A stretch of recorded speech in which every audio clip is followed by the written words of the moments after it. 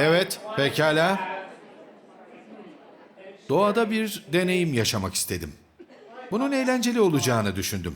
Neler olur önceden kestiremem ama doğada bir deneyim yapmak güzel olur diye düşünüyorum. Bu durumda hangi harfi kullandım? Ve çevresine de 2 dalgalı çizgi çizdim. Ve uyumlanacağım niyetin kuantum alanında bir olasılık olarak durduğunu düşündüm. Bu doğada bir deneyimi temsil ediyor. Fakat ne olduğunu bulmaya çalışmayacağım. Ben sadece ona uyumlanacağım. Benimle misiniz? Yani ben doğa dediğimiz deneyime uyumlanacağım ve doğadan bir şey benimle etkileşime geçerse ne hissedeceğimi düşüneceğim. Bu duygu ne olacak? Huşu, hayranlık, şaşırma, neşe, hissedeceğim şeyi vücuduma şimdiden öğreteceğim ve bu duyguyu kafamda netleştirdiğim niyetimle birleştireceğim.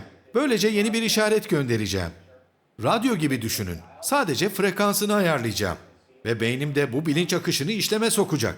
Takipte misiniz? Beyniniz bu bilinç akışını işlerken siz zihni yaratıyorsunuz. Neyse. Bu çalışmayı birkaç gün yaptım ve bu durumlarda bir not defteri kullanırım. Günün sonunda yapmam gereken şeyler için artık kimse not defteri kullanmıyor, değil mi? Ama not defterimi aldım, işten çıkıp eve dönüyorum. Çift kanatlı kapıya doğru yürüyorum.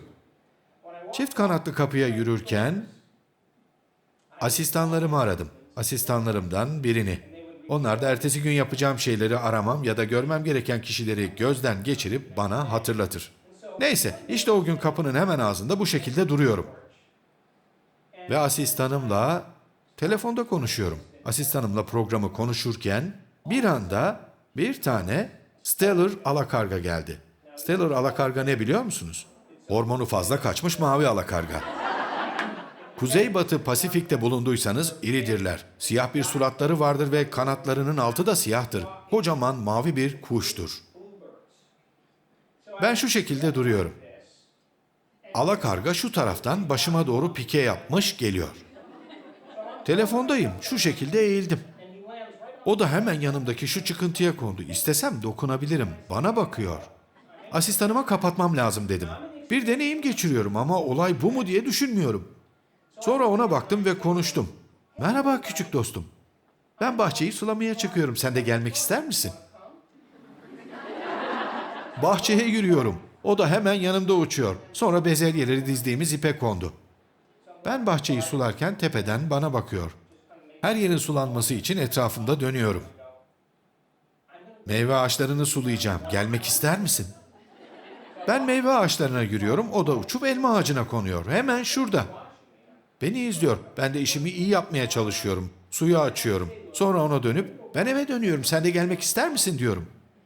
Hemen yanımda uçuyor ve tam da ilk başladığımız yere konuyor. O an bir deneyim içindeyim. Olayın bu mudur diye dikkat etmiyorum. Ona sen içeri giremezsin diyorum ve kapıyı kapatıyorum. Sonra o da neydi öyle diyorum. Bu benim doğa deneyimim miydi? Ben şu an ne hissediyorum? Huşu içindeyim ve şaşırdım mı? Ve korktum mu? Zannedersem o enerjiyi başlattım. Bir kere olduysa tekrar olabilir. Üst kata koşuyorum. Yatağa uzanıp gözlerimi kapatıyorum ve o duruma geçiş yapıyorum. Ki buna doğayla deneyim diyoruz. Çoktan bunun sonucunu almışım ve o alana işaret göndermeye başlayıp yatağıma yatıyorum. Sabah erken kalkıyorum. Farklı bir meditasyon yapıyorum. İşe gidiyorum, eve dönüyorum. Elimde not defterim. Yine aynı yerde ayakta duruyorum. Yine telefondayım. Steph'le konuşuyorum. Adamımız bana doğru uçuyor, gelip ayakkabımın önünde duruyor. Ona baktım ve gülmeye başladım. Ben gülünce de asistanım da neye gülüyorsun diyor. Ona tam önümde bir Stellar alakarga durduğunu söylüyorum. Ve asistanım bana hadi oradan sen de diyor. Hayır tam önümde duruyor diyorum. Peki şu an ne yapıyor diyor. Ben bir bakıyorum ayakkabımı gagalıyor.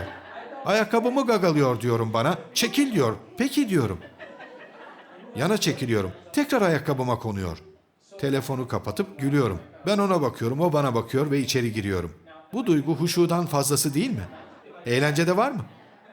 Sonra bu bir kez daha olduysa diyorum, bir kez daha olabilir. Artık duygusal inancımın sınırlarını cidden zorluyorum ama bir yandan da harika hissediyorum. Neden olmasın? Sonra üst kata çıkıp aynı şeyi bir hafta yapıyorum. Ve işim de çok. Dışarı fazla çıkmıyorum. Bir deneyim yaşayamıyorum ama sınırsız aklın tahmin edemeyeceğiniz bir zamanlaması vardır. Şimdi 26 yaşında olan ve San Diego'da yaşayan en büyük oğlum o zamanlar Santa Barbara'da okuyordu. Mühendislik bölümündeydi. Yaz tatili için eve dönmüştü. Yaz mevsimi ve onu şık bir partiye götüreceğim. O akşam için kavalyem oğlum. Gece 11'de Santa Barbara'dan geliyor çünkü kamyonetiyle gelmek istedi. Ve kamyonetten indi. Oğlumun uzun sarı sörfçü saçları vardır omuzlarına kadar. Buraları böyle bir tuhaf. Ona baktım ve ismi Jace'tir. J-A-C-E, Jace. Kusura bakma ama bu halde benimle gelmen mümkün değil dedim. Bakın, bu dünyada yapmayı en çok sevdiğim şeylerden biri de oğullarımı 0 numara tıraş etmektir. Neden bilmiyorum ama bayılıyorum. Gecenin 11'inde hadi seni tıraş edeyim demeye başladım. Baba hayır lütfen diyor. Ben hadi otur diyorum. O hayır diyor. Ben hadi diyorum. Nihayet tamam dedi. Yarın sabah tıraş etmene izin vereceğim. Cumartesi sabahı. Sabahın 4.30'unda kalkmışım. Sabah saat 10 olmuş. O hala baygın yatıyor. Meditasyonumu yapmışım. Gayet havamdayım. Bahçede oğlumu bekliyorum derken birden bum. Bizimki odasından çıktı. Kapıdan geliyor. Ben böyleyim. Güneşe bak ne kadar da harika bir gün. O da tamam peki diyor. Asla unutamam. Odasından çıktığında kafasında tuhaf bir beyzbol şapkası vardı. Sordum. Şunu çıkartacak mısın? Evet, hazır olduğumda çıkartırım. Tamam, gel dışarı çıkalım dedim. Orayı çoktan hazırlamışım. İskemle koymuşum, küçük bir pelerin bile var, her şey hazır. Evet, makasım bile orada. Peki, şu an hissettiğim duygu nedir? Neşe, heyecan, bilinmeyen bir şeyi tahmin etme. Kim bilir nasıl eğleneceğim. Neyse, sonunda önümdeki iskemleye oturuyor. Ben de, ağzımdan çıkan tek şey, Tanrım, şimdi senin kafanı alacağım ve şuraya yerleştireceğim. Tamam mı? Hazır mısın diyorum ve arkamı dönüp makineyi alıyorum. Fişini duvardaki prize takıyorum ve tıraş makinesinin düğmesine basacağım. Tam makinenin düğmesine bastığım an, Stellar alakarga tam tepeme konmaz mı? Tam tepemde Jace'e bakıyor. Burada neler oluyor böyle? Ben de hayır, bu sadece hazırlık diyorum. Şimdi biraz daha eğleniyor muyum? Bu arada ben sürekli Jace diyorum.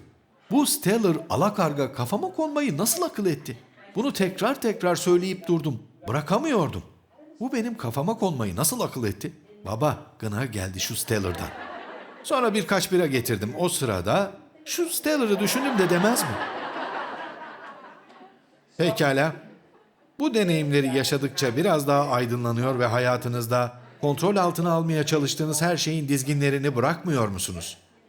Bu arada bu deneyimden birkaç ay sonra Avustralya'ya gittim ve Brisbane'de bir parkta banka oturdum. Brisbane'lilerle, onlara böyle derim, orada bir hanımefendi bu programla ilgili benimle röportaj yapıyor. Bu şekilde yüz yüzeyiz ve sohbet ediyoruz. Bir yandan da yürüyoruz. Derken başımı kaldırdım. Gözüm uzakta bir ağaca takıldı. Ama bayağı uzakta. Şimdi düşününce arada belki 50 metre var. Ağacın tepesini görüyorum. Hanımefendi konuşuyor. Ben nedense ağaca bakıyorum ve sonunda kuşu gördüğüm an neler olduğunu anladım. Bu hiç hayır alamet değildi. Ve o kuş geldi. Tam kafamın üstüne kondu. İnanır mısınız? Kadıncağız sormaz mı? Bu sizin başınıza sık sık geliyor mu?